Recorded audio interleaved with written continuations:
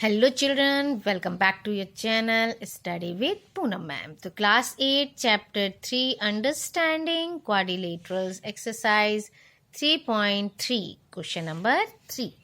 Question 3 is can a quadrilateral ABCD be a parallelogram? आपको पूछ रहे हैं कोई भी एक क्वाड्रिलेटरल है, ठीक है, ABCD और आपको कितने 3 ऑप्शंस दिए हुए हैं A B C D। क्या पैरेललोग्राम हो सकता है? इफ फर्स्ट पार्ट क्या है, angle D plus angle B is equal to 180 degree. Angle B plus angle D is equal to 180 degree. क्या ये हो सकता है? हो भी सकता है बेटा, और बट नॉट नेसेसरी। ठीक है, क्या है? It is not necessary. ठीक है, क्या it is not necessary that ABCD is a parallelogram, है ना।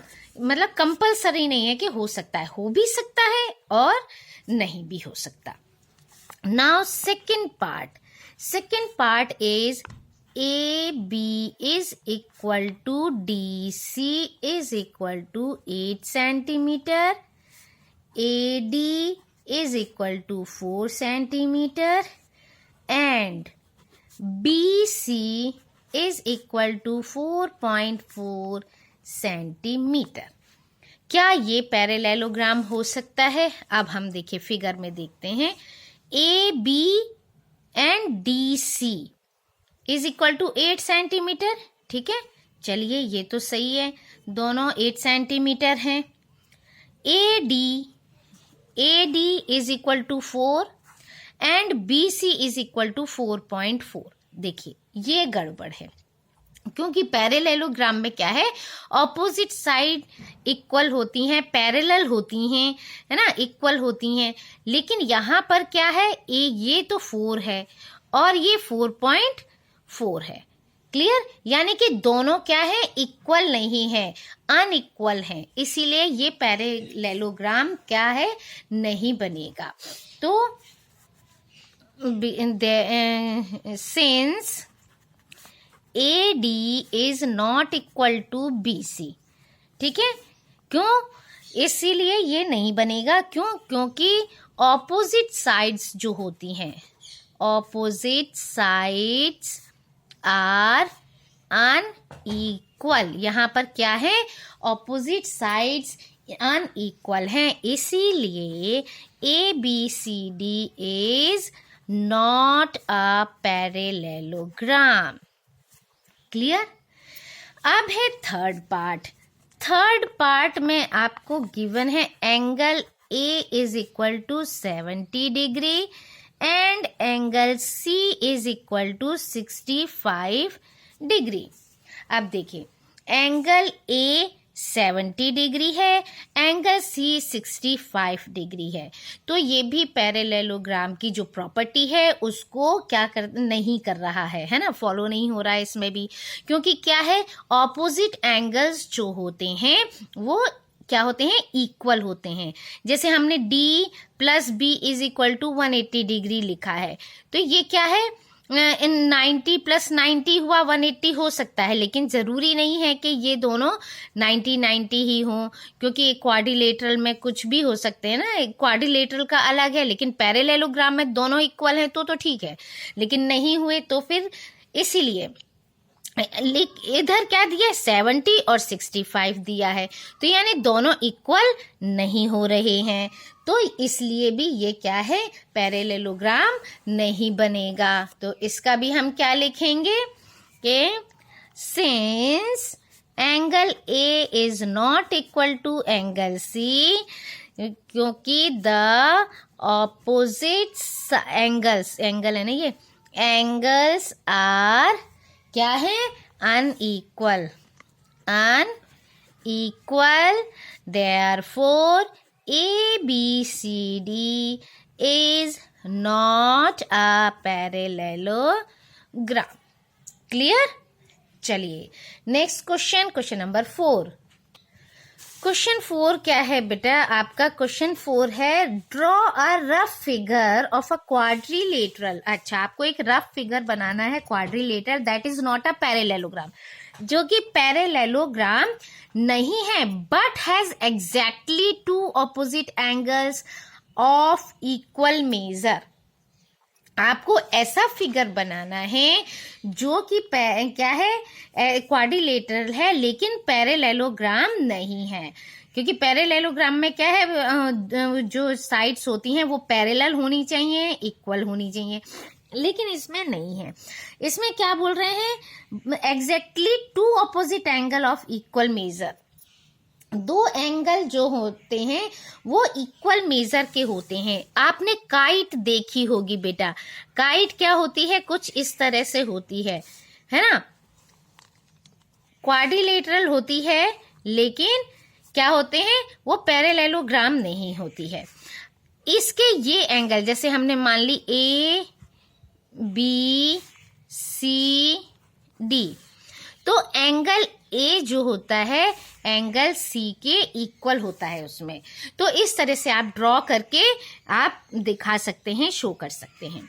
Now question number 5। इसमें इतना ही बेटा, इसको तो आपको बस थोड़ा सा ये देखना था कि हाँ क्या क्या एग्जाम्पल्स हो सकते हैं। ठीक है। The measures of two adjacent angles of a parallelogram are in the ratio. आपका कोई पैरेललोग्राम है, जैसे A B C D हम ले लेते हैं। ठीक है, A B C D। ठीक है, ये आपका कोई पैरेललोग्राम है। ओके, जो क्वेश्चन के according the measures of two adjacent angle of a parallelogram are in the ratio. वो रेशो में दिए हुए हैं 3:2। क्लियर? Find the measure of each of the angles of the parallelogram। हमको हर एंगल क्या करना है? फाइंड करना है। तो सबसे पहले तो हम ले लेते हैं कि एंगल, कोई सा भी एंगल ले लेते हैं, जैसे एंगल A एंगल B ले लेते हैं और इसको क्या मान लेते हैं? x तो मानना ही पड़ेगा क्योंकि रेशो में हमको गिवन है। तो हम लिखते हैं लेट टू एडजेसेंट एंगल्स, क्या लेते हैं? A एंड B लेते हैं। चलिए, A and B of parallelogram ABCD क्या है? B एक तो 3x और एंड 2x। क्लियर? ये हो गया 3x, ये हो गया 2x। अब देखिए, ये तो हमने कर लिया। अब है we know that, क्या जानते हैं? that the adjacent angles of a parallelogram are क्या होते हैं? 180 degree. Sum of the sum of any two adjacent angle of a parallelogram क्या होता है? आर 180 डिग्री, है ना? ये होता है। अब क्या कर सकते हैं इसको? क्या हो गए?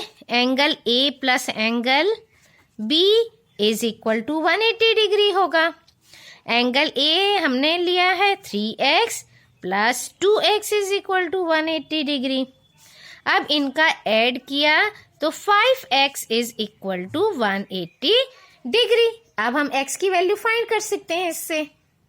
अब क्या हुआ? 5x is equal to 180 degree. x is equal to 180 degree divide by 5। तो ये हुआ 5 3 ज़ा 15, 3 कैरिंग 5 6 ज़ा 30। ठीक है, ये x इज इक्वल टू इतना। अब angle A is equal to 3x is equal to अब x के प्लेस पर इसको रख देते हैं, तो ये आएगा 3 6 18, 3 3 9 10, 108 डिग्री। एंड एंगल बी था हमारा 2x, 2 मल्टीप्लाई बाई 36, 2 6 12, 2 3 6 और ये 7। क्लियर। अब और दोनों एंगल फाइंड करने के लिए वी नो दैट, क्या जानते हैं, वी नो दैट, और आप सिंस भी लिख सकते हो, that the opposite angles very smart are equal. ठीक है, ऑपोजिट एंगल्स क्या होते हैं, इक्वल होते हैं in a parallelogram. Therefore angle A के ऑपोजिट क्या है, एंगल सी। तो एंगल ए हमने फाइंड किया 108, तो एंगल सी भी कितना हो गया हमारा 108।